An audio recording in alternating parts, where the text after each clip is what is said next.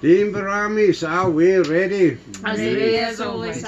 Let me introduce us to you, viewers out there. On my far right-hand side is Eliska, and giving consciousness to her body is Bebazola. She's a Bruba of the woods.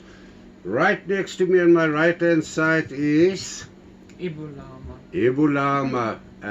This is the consciousness body, and it's giving consciousness to Nikita, as you all know her. She is an Indian, not the body, the consciousness giving body. On my left-hand side is Porento, or Cabos, as you all know him, and I'm Ernst Jordan, and the four of us is presenting Brahma's Tower of Light. So very welcome. In today's program named KITO, we share ancient wisdom secrets on the 13th star house in our universe called RITMOS. Very few people on earth know about this 13th star house and its purpose. This 13th star house has nothing to do with the 13th planet Nibiru. Just make sure you are aware of that. If you haven't caught up on the list of previous programs, please do, otherwise you will not understand the important meanings of titles, names, ranks and places in this and future programs. Please help us to reach other people as well by pressing the share, like and subscribe buttons, as well as the little bell icon to be in line for more future programs. Today I am the bearer of sad as well as good news. This is the last program in this series, but we are working on the next series called See Through Angels' Eyes. This series starts in the first week of January 2024. The contents of these forthcoming 7 programs will inform you on what selected different dimensions houses as experienced through the first set of senses of an angelical consciousness giving life form as pure energy. We will discuss 7 angelical experiences, of which 3 will be experiences in true light side dimensions, 3 experiences in dark dimensions, and 1 big surprise for you as viewers for the forthcoming series. This is the first of its kind program. I haven't met anyone before who reported what he or she as light side angelical consciousness giving life forms inside human bodies can see. Trust me, you don't want to miss out on this series. If you subscribe, these forthcoming series will automatically arrive in your mailbox. I think we all know that there are supposedly 12 astrology star houses in place. These star houses are the star house Aquarius, the star house Capricorn, the star house Sagittarius, then the star house Scorpion, the star house Libra, and the star house Virgo, then the star house of Leo, Cancer, Gemini, Taurus, Aries and Pisces. 12 star houses represent 12 different personalities. Now don't think of these personalities as human personalities alone. Think of them as our Creator Hefkanam's different personalities, which we as their creations inherit from them. We as consciousness giving life forms living in human bodies. Star houses are a big deal in astrology. We aren't talking about houses with roofs and walls. These star houses contain zodiac signs and planets that can tell you more about your personality and relationships according to the stars. Why? Among other reasons, they radiate and vibrate different palpable personalities which affect all life forms on all these and other planets. The word house in star house refers to planets on which different high developed consciousness giving life forms live. In the original Christian Bible, high ranking gods we know as Hefkanams, Toratas and Toratares are referred to as stars or the shining ones. It is for them we inherited different personalities. That is from them. We inherited different personalities. Excellent, Kabos. In fact, all of us as consciousness-giving life forms, giving consciousness to our bodies of flesh, are linked to these star houses. It doesn't matter if you, as a consciousness-giving life form, a human soul, an angelical soul, or whatever, you inherit your original personality from the shining ones. We as consciousness-giving life forms, giving consciousness to human bodies, must live through and represent all 12 star houses while on Earth and or on other planets. Now, as consciousness-giving life forms, giving consciousness to human bodies, each of us will represent each star house 12 lifetimes. This could be on Earth and or on other planets as schools of learning. Is there any reason why all light-side human consciousness-giving life forms must represent all 12 star houses personalities? Yes, Aliska, the creator of us as true light-side consciousness-giving life forms, namely the highest Torata, JAWE, GORIA, wants us to understand other people with different personalities and behavior as he understands our individual personalities. Now, in case people have no idea who the highest Torata, JAWE, GORIA is, he is the highest of all gods in endless big deity hierarchical structure, which you read in the Christian Bible in Psalm 91. So by the way, this is my favorite psalm in the Christian Bible because the deeper contents of this psalm have woken up a lot of people who thought there are only one God. We must learn that we as humans cannot all have the same personality. We need to accept other people's personalities as part of the bigger unity. Now, this personality is not part of dark side fallen Hefkanam's personalities as creators of their own seed lines on Earth, as well as on other planets. I studied astrology to identify people of different personalities in order to predict their future more accurately. There are a spiritual side in astrology as well. Listen well, there is a spiritual side in astrology as well. Let us inform you what the different star houses reveal about a person, spirituality and mindset.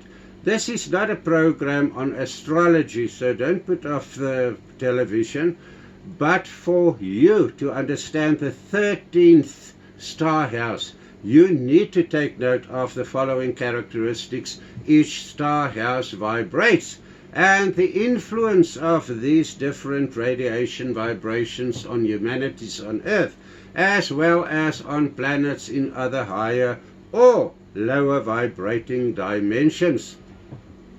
When you listen to the following characteristics of each, or which each of the star houses vibrate and radiate, please keep in mind that the numbers of the different star houses will not follow up as on the layout of the astrology card showed on the screen.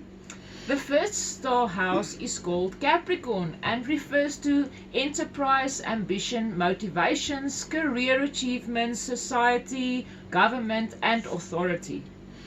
The second star house is called Sagittarius and refers to the house of pure purpose, travel, foreign affairs, culture, expansions, law, ethics, education, learning, philosophical interests, belief systems, and experience through exploration. The third star house is called Scorpio and refers to Scorpio as the star house of transformation, cycles of death and rebirth. The fourth star house is called Libra and refers to balance, partnerships, marriage, business matters, agreements, contracts, and all things official. The fifth star house is called Virgo and it represents health, routine tasks and deities. Duties, wellness, healthcare and Courage. The name of the sixth star house is Leo and refers to children, pleasure, recreational and leisure activities, things that make for enjoyment and entertainment, games, gambling, risk, romance and limerence, children, fertility, creative self-expression.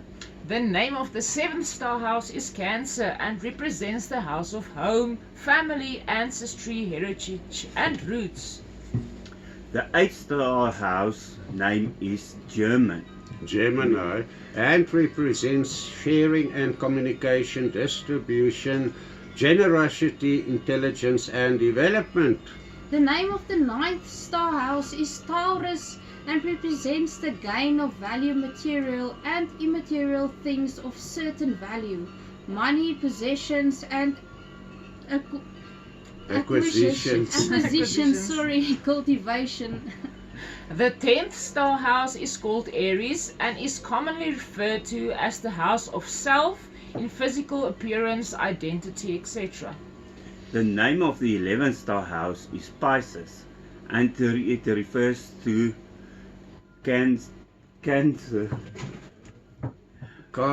rehabilitation, sacrifice, privacy, refuge, intuition, luck, miracles, healing, cleansing, forgiveness, peacefulness, finality, completion and conclusion. The name of the 12th star house is Aquarius and refers to blessings, benefits from the effort, friends, acquaintances and like-minded attitudes, belongings, groups, communities, associations, charity, connectedness, networking, love and wish fulfillments.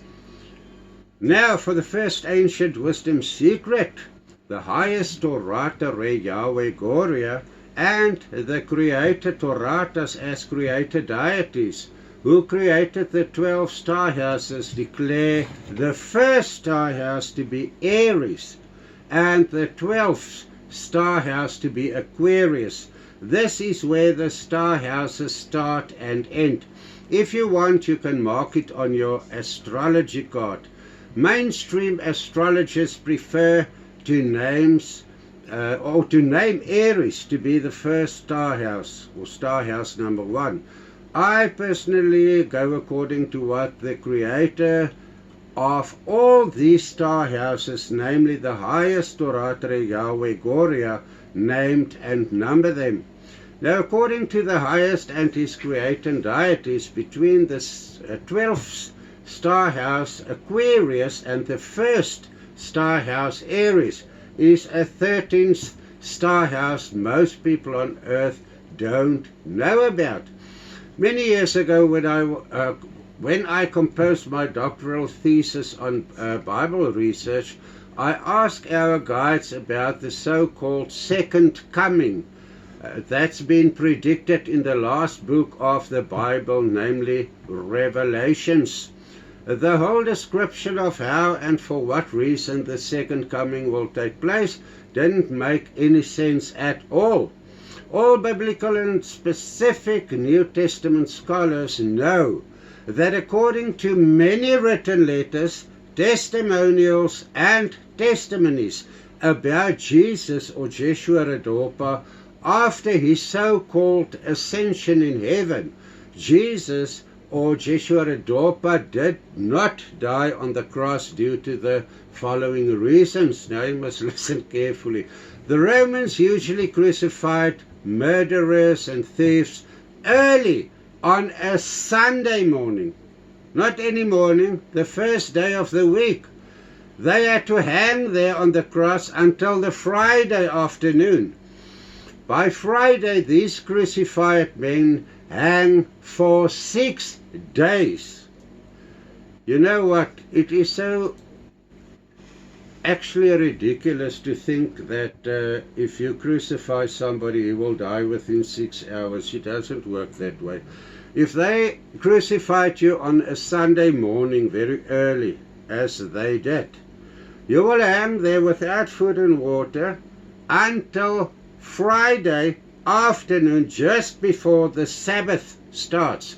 Then, if you're still alive, they will break your legs, the bones in your legs, so that you can suffocate faster. And then if sunset nearer and you're not dead, then they will pierce what do you call it? A spear in that person's body to kill him, or that he can hang. You know, if your bones are broken, you hang and you suffocate more easily. But to crucify a person there on a Sunday morning and then expect him to be dead by the afternoon, 3 o'clock in the afternoon, is ridiculous. Yes, the Romans definitely crucified Joshua Redorp, or Jesus as you know him, but he was hanged on the cross for only a few hours, not 6 days. That's needed to die on the cross. And in those 6 days, what also happens? The vultures will come and they will eat the flesh, because there's blood running, and you cannot for 6 days, you fall asleep and the vultures will come and they will eat you while you are still alive. The Romans crucified him on Friday morning, that is now Joshua Redorp. When the solar eclipse started early the same afternoon, the outlookers fled in fear, because they knew that they had crucified the wrong sinless man. Now Joseph of Arimathea took Jesus, or Joshua Redorp's body, from the cross and took him to where his needs were tended by his followers and his disciples of that time. After Joshua was fit enough to travel, his wedded wife Mary Magdalene and their 3 daughters they had together at that time fled to Egypt and later on to France, where they abided until he died at the age of 80 due to natural causes. Now, all this proof is actually also in the church's Bibles, all that they try to hide from us. The guides informed me that the Christian church, hundreds of years after Joshua Redorp, or Jesus' time on earth, created a second coming where Jesus will be the man from space who will come to stay with his followers on earth. You remember that whole chapter in Revelations, the coming of the New Jerusalem, coming as a big city out of the air, landing on earth. So yes, they thought Jesus, or they had to make Jesus that star person who must come to earth, which were not the case. The church didn't know. I think they know something, but not everything. Other Christians, denominations believe it will be the Father of the Trinity who will come from space to abide on earth. We have discussed the fraud around Jesus as Joshua Redorp in a few programs back. Listen to the following ancient wisdom secret. The early Christian church definitely knew something about the real coming of the highest gods to our planet, but they used their Messiah, Jesus, to be the one coming. There is a 13th star house named by the highest Torata JAWE GORIA to be RITMOS. Now this 13th star house is not at present visible to human astronomers. Why not? Because it vibrates too high, they cannot see it. And what is important about this 13th star house is that it accommodates the highest and east Toratas and Torata res. The planet on which the highest Torata JAWE GORIA lives in RITMOS is called what? Kivalatore. It is situated in dimension 130 and is also referred to as the planet of love. The time difference between dimensions 130 and our own dimension 3, listen to this, is 1 second. There were the Most High in dimension 130 is 1 day on earth. In other words, 1 second is equal to 24 hours on day.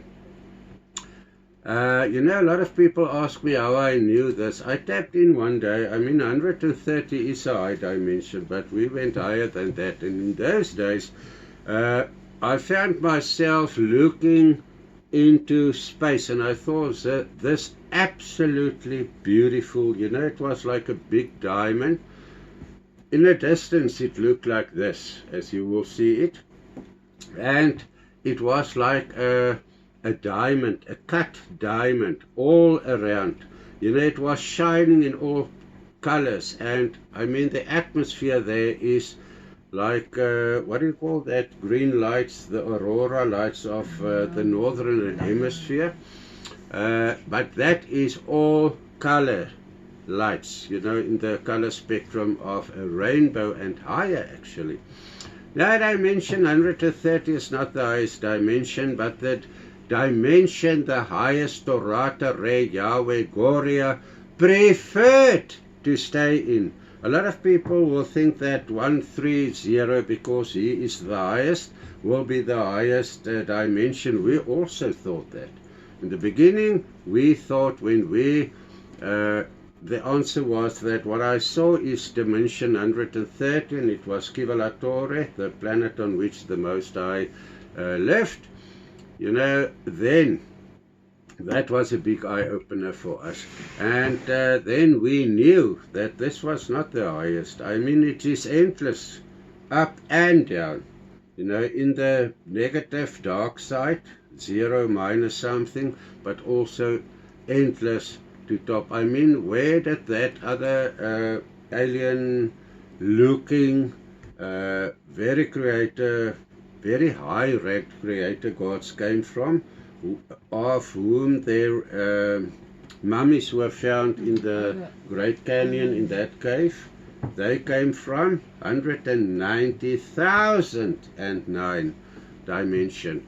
Now, I cannot tap in there, but I can promise you it would be something to see what is going on there. Now, the dimension 130 is not the highest, but he preferred. That is the house in his star house, RITMOS. Now, other super high-rank creator Hefkenam stay in which dimensions they individually are allowed to stay in. A dimension to them, oh, this is so beautiful, is like a country to us. Planets for them are like cities to us. They apply individual, and the highest Torata, JAWE, GORIA authorize the request where they would like to stay, if it is okay with him and his council plan. Now, Kabos, the KITO and Iliska, do you know the reason why the first star house is Sagittarius and the last star house is Aquarius?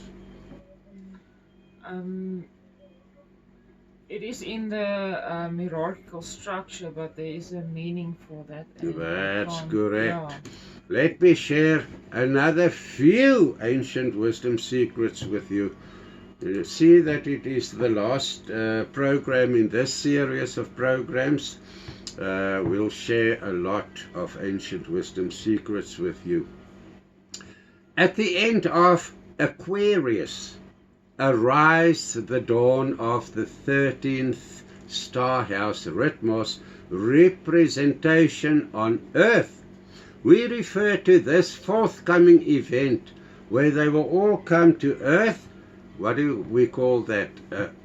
We refer to this forthcoming event as the reconstruction of Earth as a planet. Now, this happens every 26,000 years. Since the first consolatici, humanity was settled on Earth. The Earth as a planet underwent 7,744 reconstructions. Isn't it beautiful? Now the people can start realizing why you get glacier marks on the equator, and on the equator you get glacier marks, and where you should get the ice poles, there are under the ice what? Mountains and continents and everything. But there was a program that we looked the other day that showed the forests Yes, forests. in Antarctica Yes. underneath the ice. Wonderful. Thanks for enlightening us with that. At the end of Aquarius, arise the dawn of this 13-star house, RITMOS representation on Earth. Now remember that at the age of the Aquarian, where are we now? In the Aquarian time span, we are now at 2023. In other words, we are 23 years into the age of Aquarius, as they refer to it. Now, this is not the second coming of Jesus as the Christians or the Christian church want it to be. This is the coming of the highest Torata, JAWE, GORIA, and his entourage, consisting of all the creators who created or creations are still living on earth. Remember, this is for the big, every 26,000 years, clean up of the planet. Now, there are always so-called gods on earth.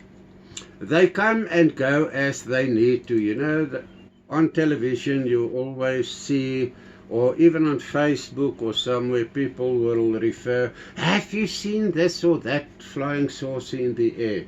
I mean, this is going on since the beginning of time. How can people, you know, among Western societies not know about it? Or such a few percentage of people know about it. There are always gods on earth. And after the dawn of Aquarius, we know where to find those Hefkanams in human bodies on earth, or in their own bodies deep in and other specific mountains on earth.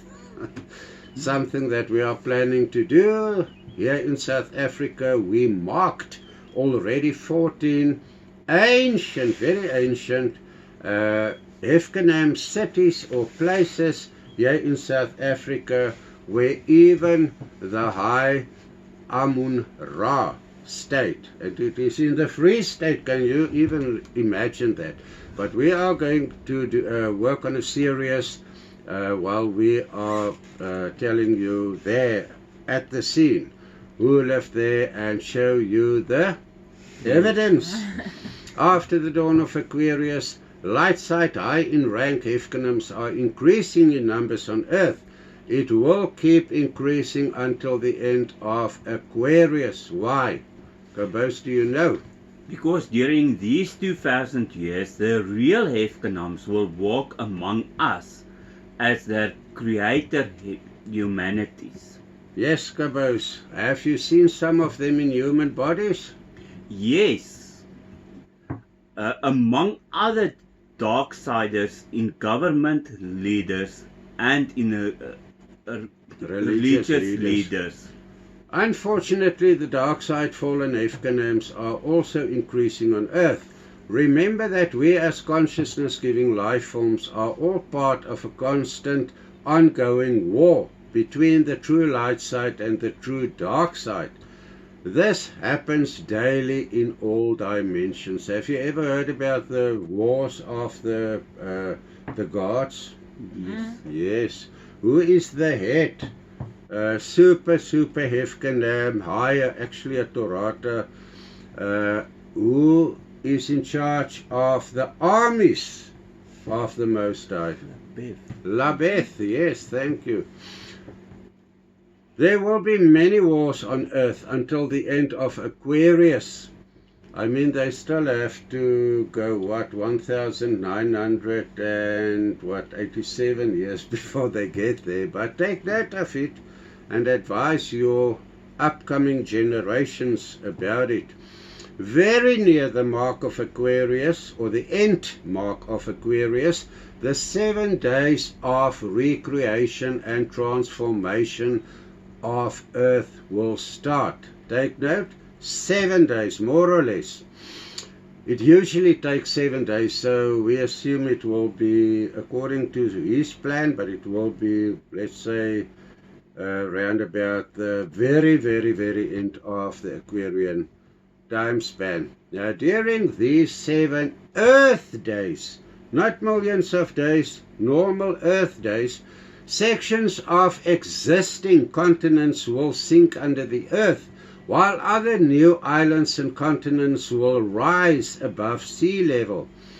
There is also, they do it, already, and I mean, it was always the case, but not in a short time span like that. The normal,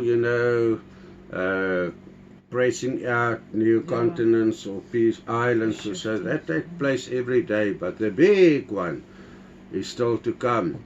Now, many existing nations and humanities will be wiped out, as described in the Bible in Zephaniah chapter 1, as well as in the Old Testament book of Jeremiah chapter 8, from verse 8 to verse 13. Now, Christians refer to this destroying of the weeds as the rapture. Now, in the Afrikaans language here in South Africa, the Afrikaans-speaking people, they refer to this happening as die wegraping. Almal wat glo aan die wegraping, julle moet luister. These two mentioned books in the Bible in which we read about the rapture are the only 2 places in the Christian Bible referring to it. There are no other books in the Bible referring to the rapture. And there's a very big secret accompanying the rapture. In the New Testament, in Gospel according to St. Matthew's, there is a similar reference in chapter 13 from verse 24. In this chapter, Jesus refers to the same action. You can read it if you want to. He also called, or it's described there out of his mouth, that the weeds will be burnt. Now, the difference is that they as Christians are misled to believe that only Christians will be raptured by the Lord Jesus Christ, who is actually a Messiah and not a God or a Lord, as they want him to be. Here in South Africa, if you drive along the streets, you will see new churches popping up, Jesus is Lord. So who declared Jesus as a Lord? I swear those people don't even know what the hierarchical structure look like. But they as humans, I mean, they're the lowest here, and they declare a Messiah to become a Lord. I mean, for heaven's sake. How ridiculous do they still want to be? The weeds, people, will be raptured to be destroyed, not the Christians. Go and read it in your own Bibles. Who will be raptured out of the mouth of the highest Torata, JAWE, GORIA? You can find it, as I said, in Zephaniah chapter 1, as well as in Jeremiah chapter 8, from verse 8 to 13. I hope the Afrikaans-speaking people here in South Africa will go and read these chapters, because in South Africa, Christians believe that they are mind-controlled to believe. It's actually very sad to say this, but if you see where did Christianity lead us in South Africa, I mean, it is something to think about. New created humanities will be put in place on earth by new creator Hefkenams. Most of the weeds as people will be raptured to be burned. I personally refer to this happening as the recreation of earth and its inhabitants. Nikita, will you please read to our viewers who haven't got a Bible? You only have to read Zephaniah chapter 1. Yes, anytime. Okay, Zephaniah chapter 1. The word of the Lord which came unto Zephaniah, the son of Cushi, the son of Gedaliah, the son of Amariah, the son of Hizkiah, in the days of Joshua, the son of Ammon, king of Judah. I will utterly consume all things from off the land, saith the Lord. I will consume man and beast. I will consume the fowls of the heaven, and the fishes of the sea, and the stumbling blocks with the wicked, and I will cut off man from the land, saith the Lord. I will also stretch out mine hand upon Judah and upon all the inhabitants of Jerusalem, and I will cut off the remnant of Baal from this place, and the name of the Chemarims with the priests, and them that worship the host of heaven upon the housetops, and them that worship and that swear by the Lord, and that swear by Malcham, and them that are turned back from the Lord, and those that have not sought the Lord, nor inquired for him. Hold thy peace at the presence of the Lord God. For the day of the Lord is at hand, for the Lord hath prepared a sacrifice, he hath bid his guests. And it shall come to pass in the day of the Lord's sacrifice, that I will punish the princes and the king's children, and all such as are clothed with strange apparel. In the same day also will I punish all those that leap on the threshold, which fill their masters' houses with violence and deceit. And it shall come to pass in that day, saith the Lord, that there shall be the noise of a cry from the fish gate, and an howling from the second, and a great crashing from the hills. Howl, ye inhabitants of Maktesh, for all the merchant people are cut down, all they that bear silver are cut off. And it shall come to pass at that time, that I will search Jerusalem with candles, and punish the men that are settled on their lease, that say in their heart, the Lord will not do good, neither will he do evil. Therefore their goods shall become a booty, and their houses a desolation. They shall also build houses, but not inhabit them, and they shall plant vineyards, but not drink the wine thereof. The great day of the Lord is near, it is near, and hasteth greatly, even the voice of the day of the Lord. The mighty man shall cry there bitterly. That day is a day of wrath, a day of trouble and distress, a day of wasteness and desolation, a day of darkness and gloominess, a day of clouds and thick darkness, a day of the trumpet and alarm against the fenced cities and against the high towers. And I will bring distress upon men, that they shall walk like blind men, because they have sinned against the Lord. And their blood shall be poured out as dust, and their flesh as the dung. Neither their silver nor their gold shall be able to deliver them in the day of the Lord's wrath. But the whole land shall be devoured by the fire of his jealousy, for he shall make even a spear riddance of all them that dwell in the land. Thank you, Nikita. Thank you so much. And you know where the Christians make a very big mistake? They declared a Messiah to be a Lord, and now they are expecting this Lord Jesus to come, you know, for the rapture or whatever. See in your Bibles where you read it from. Zephaniah is an Old Testament chapter. Those people lived long before the Messiah, Joshua Redopa, arrived on earth. So it is ridiculous to say that Zephaniah or any Old Testament refers to one Messiah, Jesus Christ. I mean, how many Messiahs did you read about in the Old Testament? Hundreds of them. In one chapter, only a small little chapter like this. You know, it's very small. Let's say 10 sentences or so. 3 Messiahs. Now, not one carries the name Jesus Christ on it, or Joshua Redopa. I mean, this was in the Old Testament where they said, those who transgressed against the Lord. Who was the Lord in those days? Who was the God of Israel? The Most High, Torata, JAWE, GORIA, not Jesus Christ. He was not even born in those days.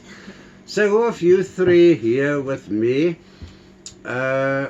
knows where in the Christian Bible we read about previous recreations on earth? I think it's in Isaiah. Yeah, in Isaiah 45, isn't it? No. No. In Genesis Genesis 1. Oh, okay. But thanks for the try. But Yes, maybe it refers to another. Yeah, Another you're referring now to the forthcoming one in okay. Jeremiah. So- This means the previous one. Sorry. Previous. In Genesis 1, the creation. Remember what is the Hebrew words? Bereshit bara Elohim. In the beginning, the Elohim, plural. I nearly said in Afrikaans meervoud. It's plural.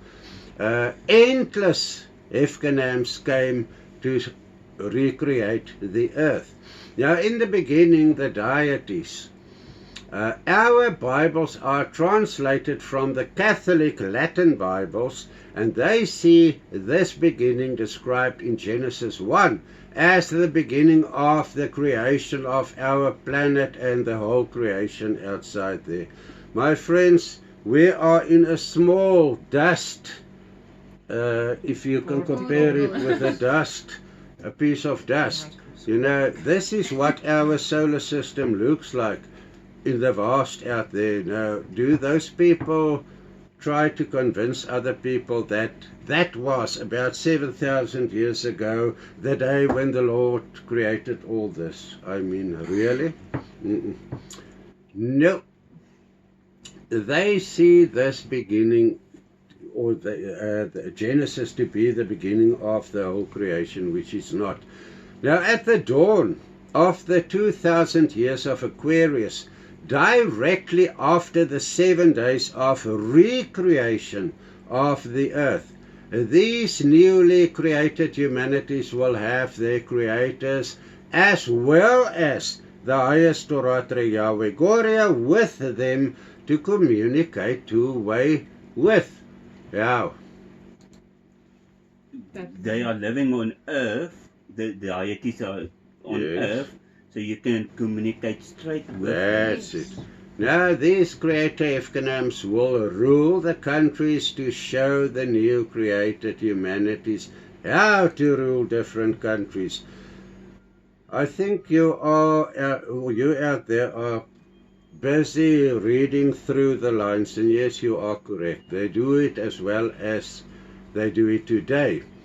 There are a lot of Hefkenams in human bodies ruling this earth right now. Unfortunately, it's more dark side Hefkenams than light side. Now then they will appoint new rulers as governments of the different countries that will be in place then. They as deities will depart one by one back to their planets of origin where they live. Now while the highest deities creator Hefkenams live among their humanities, communication between humans and their creators will be Barama style. After the highest entities in Taurich left Earth for their planets of origin, Barami style two-way communication between humanities as individuals and their creators will be the only way of two-way communication as it is still now. I mean, why is Baramis on the map? Why did the Most High told us to start what can we call it, an institute or a belief system called Baramis? Because the Baramis is Tavala meaning two-way communication between Creator and his Hefkenam. And in what way do we communicate two ways with deities that we cannot see? In tapping, spiritual meditation. There's a lot of stuff that you can master. If you only go back to Barama's Tower of Light, there's a lot of info there that you can use, especially in the books and courses. Why do you think spirituality developed people learn Baramis as two-way communication, because we still have until the end of this aquarium 2000 years to learn Baramis. Baramis means spiritual two-way of communication between us as humans and our different creator Hefkenams and or the highest Torata, JAWE, GORIA. If there's people among the viewers there that is not very up to date with the previous programs, please do. Otherwise you're not going to understand what I'm telling you now. Yeah, what will also be renewed during the rapture? All life forms on earth as part of the animal and plant kingdoms. Am I right? Yes. Of course. What else? Earthbound human souls on earth. They will be taken to where their needs be tended. We cannot live here with 10. There's more earthbound people on earth than there are people living on earth presently. I'm serious about it. It's serious. So, take back 240 billion years, during which, let's go back to only 201,365,130 years back.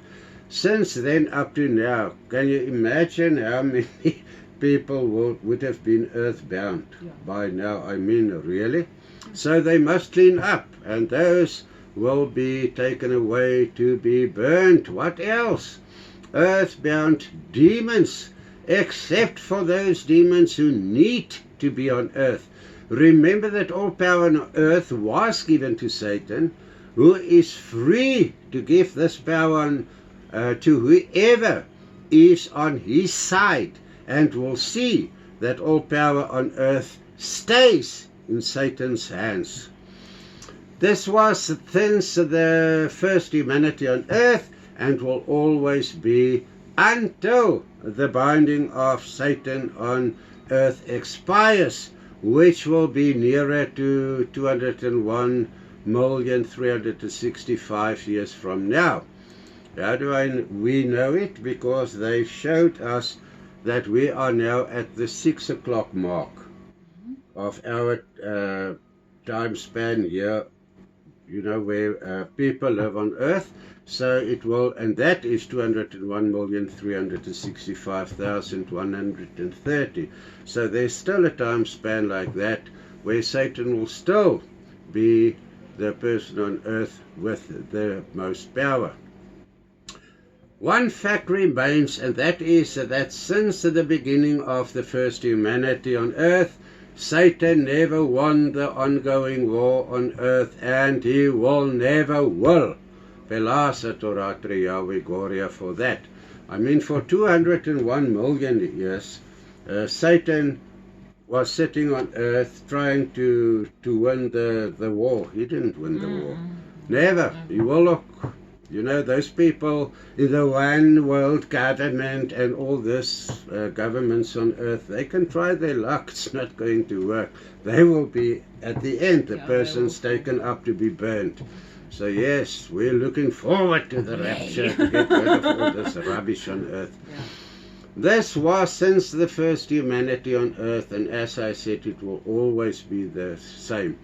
Now, on behalf of us four, thank you for watching our series of programs. Please share these programs with as many people as you can, and don't forget to press the subscribe button, etc. Until we meet again in 2024 with a new series. Blessed be and goodbye. Bye.